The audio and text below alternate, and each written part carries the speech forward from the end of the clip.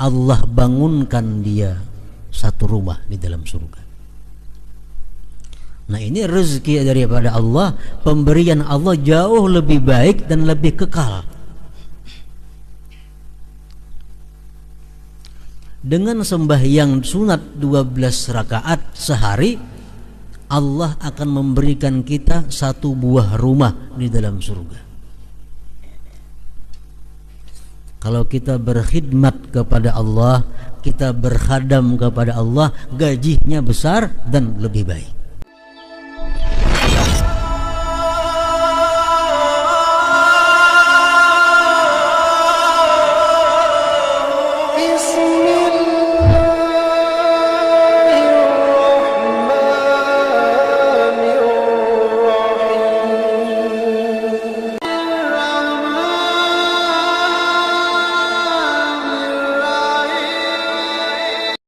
Bismillahirrahmanirrahim.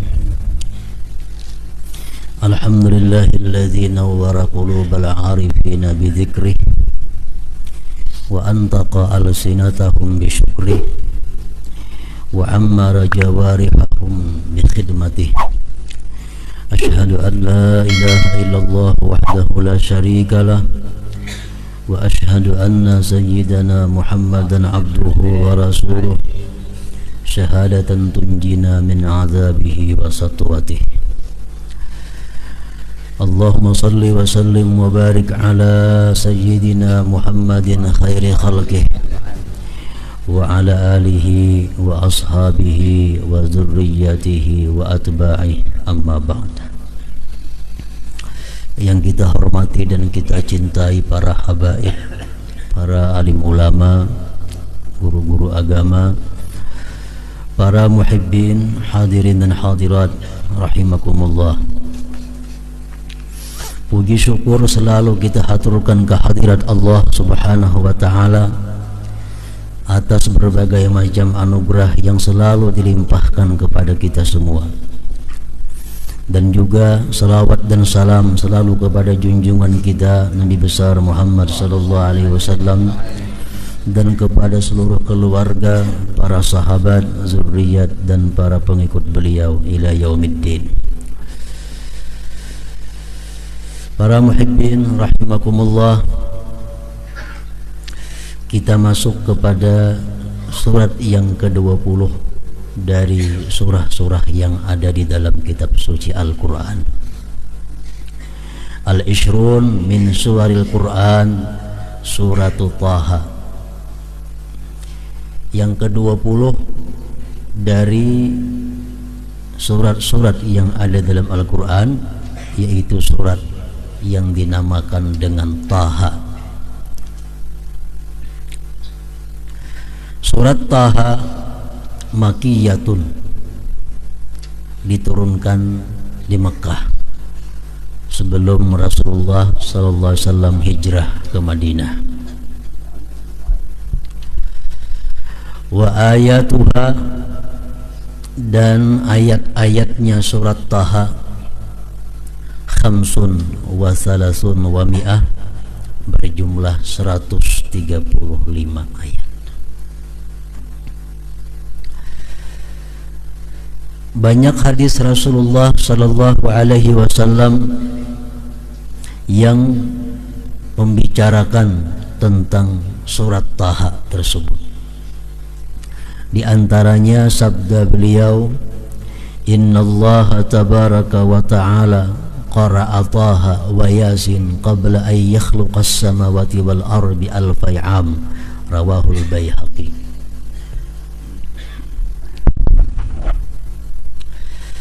Sesungguhnya Allah Subhanahu wa ta'ala membaca surat Taha dan surat Yasin sebelum dia menciptakan langit dan bumi 2000 tahun. Sudah dibaca oleh Allah Subhanahu wa ta'ala surat Taha dan surat Yasin. Dan Rasulullah sallallahu alaihi wasallam bersabda lagi, kullu qur'anin yudha'u ala ahlil jannah fala yaqra'una minhu syai'a illa Taha wa Yasin fa innahum yaqra'una bihima fil jannah, akhrajahu Ibnu Mardawaihi. Seluruh isi Quran dihantarkan atas penghuni surga, maka mereka penghuni surga itu tidak lagi membaca Quran itu. Jadi di surga itu Quran sudah ditutup. Mereka orang surga tidak lagi membaca Al-Quran, kecuali yang mereka baca adalah surat Taha dan surat Yasin. Maka orang-orang surga membaca dengan dua surat tersebut di dalam surga. Dalam surga kada ada lagi perintah sembahyang. Di dalam surga kada ada lagi disuruh puasa. Dalam surga kada ada lagi disuruh zakat. Dalam surga kada ada lagi disuruh tahajud, bangun malam. Jadi kesibukan-kesibukan orang surga itu hanya adalah bersenang-senang dengan kenikmatan-kenikmatan yang tiada batas yang disediakan oleh Allah Subhanahu wa ta'ala. Namun dari sekian itu mereka tetap masih membaca dua surat yang ada dalam Al-Quran ini, yaitu surat Taha dan surat Yasin. Oleh karena itu ada pendapat para ulama mengatakan bahwa tanda-tanda orang yang bakal menghuni surga itu adalah orang-orang yang melazimkan setiap malamnya membaca surat Taha dan surat Yasin ini. Karena itu adalah amalannya ahli surga, dan tidak bisa mengamalkan dua surat tersebut di dalam dunia kecuali orang-orang yang nantinya bakal menghuni surga, surat Taha dan surat Yasin. Para muhibbin rahimakumullah, surat Taha diawali dengan Bismillahirrahmanirrahim. Taha ma anzalna 'alaikal qur'ana litashqa illa tazkiratan liman yakhsha tanzilan mimman khalaqal arda was samawatil ula. Taha itu artinya menurut Ibnu Abbas radhiyallahu an, ya rajul, hai laki-laki. Maksudnya adalah hai Muhammad. Tidaklah kami turunkan atas engkau itu Al-Quran untuk kamu rugi. Tidak kami turunkan Al-Quran itu agar kamu celaka, melainkan itu Quran adalah merupakan peringatan bagi orang yang takut kepada Allah. Quran diturunkan dari Tuhan yang menciptakan bumi dan langit yang tinggi. Itu ayat 1 sampai ayat 4 surat Taha tersebut. Para ulama tafsir mengatakan bahwa sebab turun ayat tersebut adalah orang-orang musyrik Mekah. Mereka mengatakan ma unzila hadzal Qur'an ala Muhammad illa liyashqa. Orang-orang kafir Quraisy berkata bahwa tidak diturunkan itu Quran kepada Muhammad melainkan agar Muhammad itu celaka. Abu Jahal dan kawan-kawan berkata, innaka ya Muhammad latashqa, engkau hai Muhammad sungguh celaka. Akhirnya Allah Subhanahu wa ta'ala menurunkan ayat tersebut. Taha ma anzalna 'alaikal qur'ana litashqa. Tidak kami turunkan itu Quran agar kamu celaka, tetapi sebaliknya Quran itu diturunkan oleh Allah Subhanahu wa ta'ala untuk menjadikan peringatan, nasihat bagi orang-orang yang takut kepada Allah Subhanahu wa ta'ala. Para muhibbin rahimakumullah, di dalam surat Taha banyak kisah cerita-cerita tentang sejarah Nabi, Dan banyak pula dalam surat Taha tersebut peringatan-peringatan Allah kepada kita kaum muslimin. Di antaranya yang tersebut dalam ayat 131 surat Taha, Allah Subhanahu wa taala berfirman, "Wala tamuddanna 'ainaika ila ma matta'na bihi azwajan minhum zahratal hayatid dunya linaftinahum fihi wa rizqu rabbika khairu wa abqa." Tafsir daripada ayat tersebut adalah, jangan kamu memandang, terpesona kepada kesenangan yang kami berikan kepada mereka orang-orang kafir, orang-orang zalim, orang-orang fasik, berupa kemegahan kehidupan dunia yang nanti kami siksa mereka dengan kesenangan tersebut.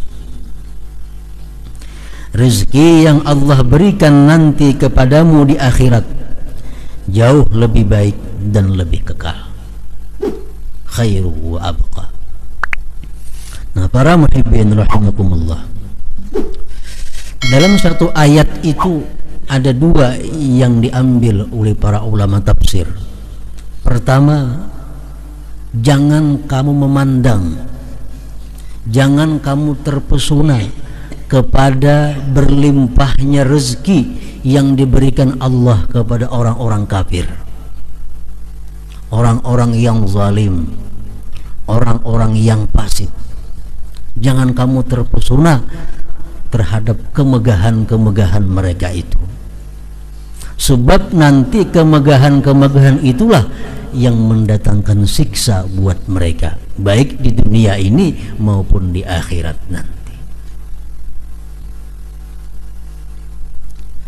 Nah, di situ para ulama dalam kitab tafsir Al-Fakhrur Razi disebutkan, yajibu ghaddul basar an abniyatiz zalamah wal fasaqah wa libasihim wa markubihim wa ghairiha li'annahum ittakhadhuha li'uyunin nazzarah fannazir ilaiha muhassilun li gharadihim wal muqawwilahum ala ittikhadhiha.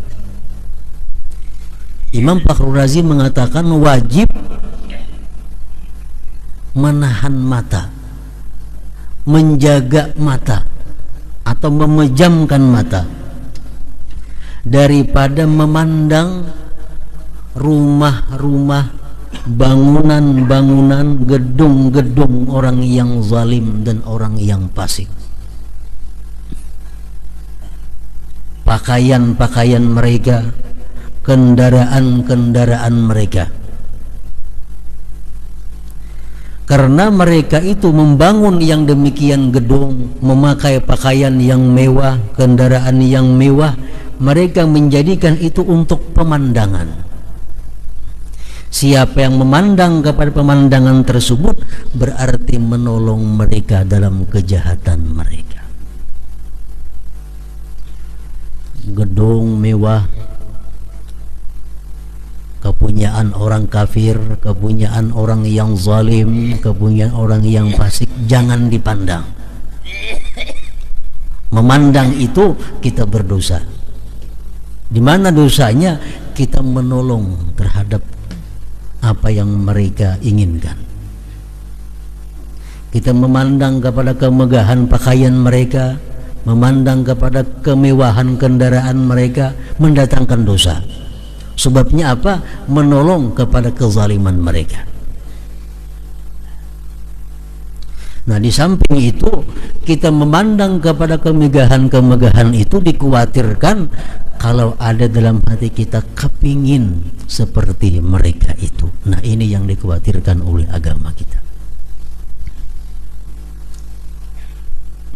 Jangan sampai kita terkagum atau mengatakan bahwa keberuntungan bagi orang-orang yang megah, orang-orang yang kaya, namun mereka dapat kekayaannya daripada jalan yang diharamkan Allah Subhanahu wa ta'ala.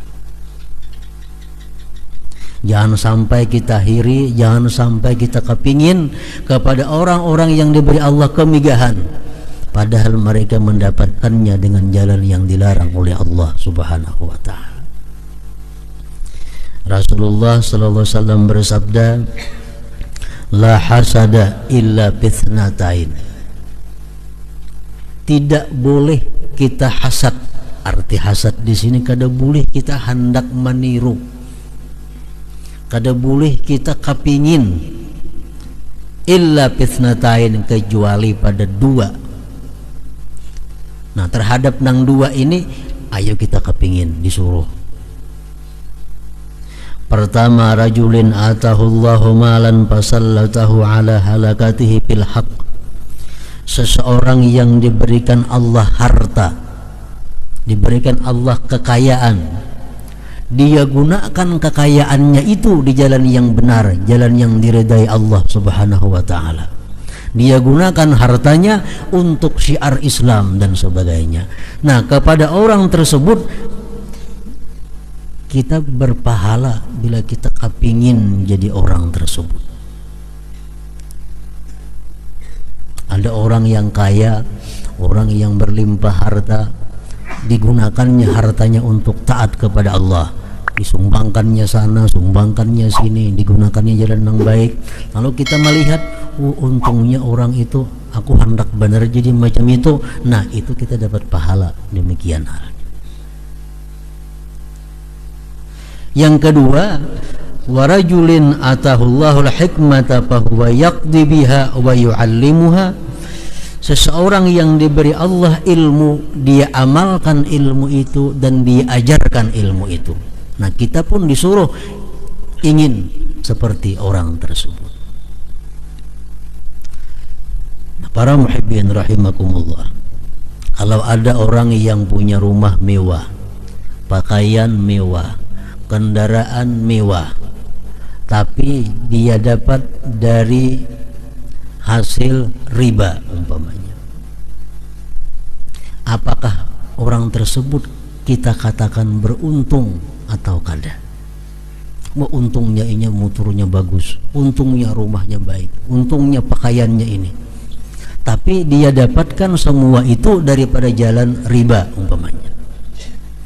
Nah, bila kita beriman kepada Allah, bila kita takut kepada Allah, pasti hati kita mengatakan orang itu adalah sangat rugi. Dan sedikit pun kita kada kepingin jadi seperti itu kalau kita punya iman. Ada orang yang rumahnya bagus, kendaraannya mewah, pakaiannya bagus, harta di mana-mana ada, tapi didapatnya dari jalan korupsi.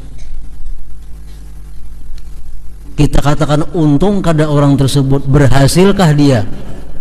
Kalau kita beriman kepada Allah, kita pasti mengatakan bahwa itu adalah orang yang sangat rugi, orang yang sangat hina di sisi Allah Subhanahu wa taala, orang yang sangat menjijikkan di sisi Allah Subhanahu wa taala. Tapi kalau hati kita cinta kepada dunia, hati kita senang kepada kemegahan dunia, pasti kita mengatakan, untung ini dapat itu segala macam, walaupun dengan jalan yang diharamkan oleh Allah Subhanahu wa taala. Para muhibbin rahimakumullah, Allah Subhanahu wa taala menceritakan dalam surat Al-Qasas tentang Qarun. فخرج على قومه في زينته قال الذين يريدون الحياة الدنيا يا ليت لنا مثل ما أوتي قارون إنه لذو حظ عظيم وقال الذين أوتوا العلم ويلكم ثواب الله خير لمن آمن وعمل صالحا ولا يلقاها إلا الصابرون. Qarun keluar dari istananya,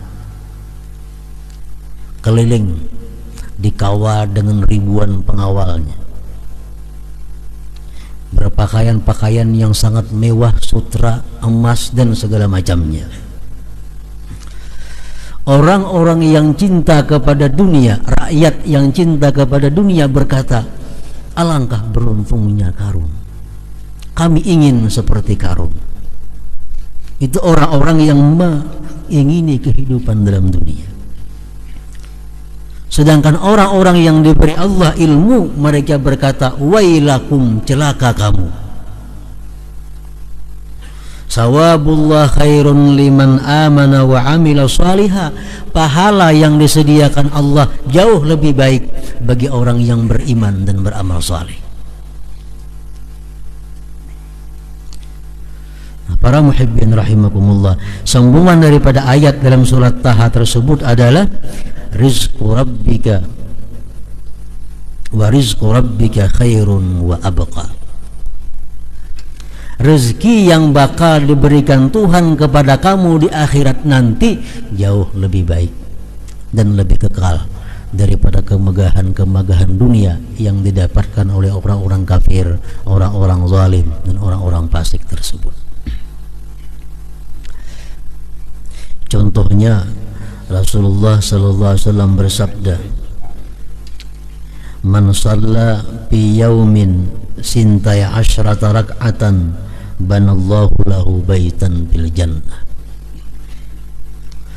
Kata Rasulullah, siapa sembahyang dalam sehari 12 rakaat sembahyang sunat, Allah bangunkan dia satu rumah di dalam surga. Nah, ini rezeki daripada Allah, pemberian Allah jauh lebih baik dan lebih kekal. Dengan sembahyang sunat 12 rakaat sehari, Allah akan memberikan kita satu buah rumah di dalam surga. Kalau kita berkhidmat kepada Allah, kita berkhadam kepada Allah, gajinya besar dan lebih baik. Berapa lawasnya sembahyang 12 rakaat? Ganjarannya Allah berikan sebuah rumah di dalam surga lagi andaknya. 12 rakaat tersebut menurut sebahagian hadis mengatakan rak'ataini qabla al-fajri, 2 rakaat sebelum subuh, rak'ataini qabla az-zuhri, 2 rakaat sebelum zuhur, wa rak'ataini ba'da az-zuhri, 2 rakaat sesudah zuhur, wa rak'ataini qabla al-asri, 2 rakaat sebelum asar, wa rak'ataini ba'da al-maghrib, 2 rakaat sesudah maghrib, wa rak'ataini ba'da al-isya, 2 rakaat sesudah isya. Sembahyang rawatib artinya. Nah, kita sehari sembahyang rawatib 12 rakaat, kita berkhidmat kepada Allah, Allah berikan kepada kita satu buah rumah di dalam surga. Esok 12 rakaat lagi, 2 buah rumah di dalam surga. Esoknya 12 rakaat lagi, 3 buah rumah dalam surga. Pemberian Allah kepada orang yang beriman dan beramal saleh jauh lebih baik daripada apa yang mereka dapatkan di dalam dunia ini. Sabda Rasulullah SAW lagi, man qara'a hamim ad-dukhan fi lailati jum'atin aw yaumi jum'atin banallahu lahu baitan fil jannah. Barang siapa yang membaca surat dukhan malam Jumat atau siangnya, Allah berikan dia satu buah rumah di dalam surga. Malam Jumat baca surat dukhan, dapat rumah di surga. Jumat kaina baca pulang surat dukhan, dapat rumah lagi sebuah di dalam surga. Itu pemberian Allah kepada orang-orang yang beriman dan beramal saleh. Rasulullah bersabda lagi, man qala subhanallahil azim wa bihamdihi ghurisat lahu biha nakhlatun fil jannah. Siapa yang mengata subhanallahil azim wa bihamdihi, subhanallahil azim wa bihamdihi satu kali, Allah tanamkan dia di dalam surga satu pohon kurma. 100 kali kita mengata sehari, 100 pohon Allah tanamkan di dalam surga. Wa rizqu rabbika khairun wa abqa. Rezeki Tuhan engkau jauh lebih baik dan lebih kekal. Nah, para muhibbin rahimakumullah, semakin banyak kita punya di dalam surga, semakin banyak kita punya taman di dalam surga, makin banyak kita punya kebun dalam surga, makin banyak kita punya rumah dalam surga, otomatis hati kita di dalam dunia ini kada takutan mati. Bahkan mereka itu yang sudah banyak simpanan di surga, mereka rindu kepada mati. Kenapa? Sudah banyak berisi di sana. Rumah sudah berisi ribuan buah, kebun berisi ribuan hektar, segala macam sudah menunggu di sana. Otomatis hati kita dalam dunia ini kada takutan mati. Nah, kenapa kita takutan mati? Karena kita merasa belum punya apa-apa di sana. Kita belum tentu masih punya rumah di sana, belum tentu masih punya kebun di sana, barangkali di neraka menunggu kita, lalu kita takutan mati. Nah, orang-orang yang sudah banyak beramal saleh, orang-orang yang beriman kepada Allah, mati itu merupakan sesuatu hal yang mereka tunggu. Mati merupakan hal yang mereka nantikan, karena dengan mati itulah mereka bisa menikmati kenikmatan yang sangat luas di surganya Allah Subhanahu wa ta'ala. Wala tamuddanna 'ainayka ila ma matta'na bihi azwajan minhum zahratal hayatid dunya linaftinahum fihi wa rizqu rabbika khairun wa abqa. Jangan kamu memandang terpesona kepada kesenangan-kesenangan yang kami berikan kepada mereka, orang-orang kafir, orang-orang zalim, orang-orang fasik, berupa kemegahan kehidupan dunia yang nanti kami siksa mereka dengan kesenangan tersebut.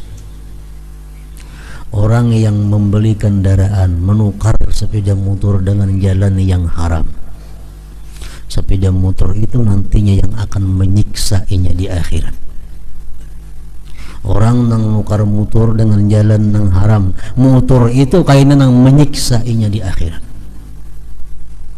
Diulahkan Tuhan dari situ, motor nang terbuat daripada api, dimasukkan dia ke dalam motor tersebut. Orang yang simpanannya emas pirak dengan jalan yang haram, emas pirak itulah yang akan menyiksa dia nanti di akhirat dengan menjadikan Allah setrika kepada tubuhnya. Linaftinahum fihi, dengan kesenangan itulah mereka kami siksa nantinya. Rezeki yang Allah berikan nanti kepadamu di akhirat jauh lebih baik dan lebih kekal. Para muhibbin rahimakumullah, ayat tersebut menurut sebagian para ulama tafsir mengatakan turun kepada Rasulullah sallallahu alaihi wasallam di kota Mekah, di mana Rasulullah kedatangan tamu. Beliau kedatangan tamu, lalu untuk menjamu tamu itu kada ada makanan. Beliau suruh sahabat yang bernama Abu Rafi', wahai Abu Rafi', ikam datangi orang Yahudi yang berjual gandum itu. Padahal kan aku berhutang gandum, kayaknya awal bulan bayar. Berangkat Abu Rafi' tadi kepada Yahudi pedagang gandum tadi. Wahai fulan, aku diperintahkan Rasulullah kepada ikam hendak berhutang gandum, kayaknya awal bulan bayarnya. Ujar Yahudi, kada bisa menghutangi aku kecuali ada jaminan. Bila ada jaminan, menghutangi. Bulik Abu Rafi' kepada Rasulullah, Rasulullah, wahai Rasulullah, itu Yahudi kada hakun menghutangi kecuali ada jaminan. Rasulullah berkata, wahai Abu Rafi', bawa itu baju perangku, bawa baju rantai, gadaikan kepada Yahudi tersebut dan ambil makanan di sisinya. Nah gitu Rasulullah SAW untuk membeli makanan menjamu tamu aja beliau berhutang, dan kada dihutangi orang kecuali dengan jaminan. Padahal Nabi kita bersabda, kata Nabi kita, aku nanti akan bayar dan aku tidak pernah bohong, aku dipercaya di langit dan di bumi. Akhirnya Allah menurunkan ayat ini, wala tamuddanna 'ainayka ila ma matta'na bi azwajan minhum zahratal hayatid dunya linaftinahum fihi wa rizqu rabbika khairun wa abqa.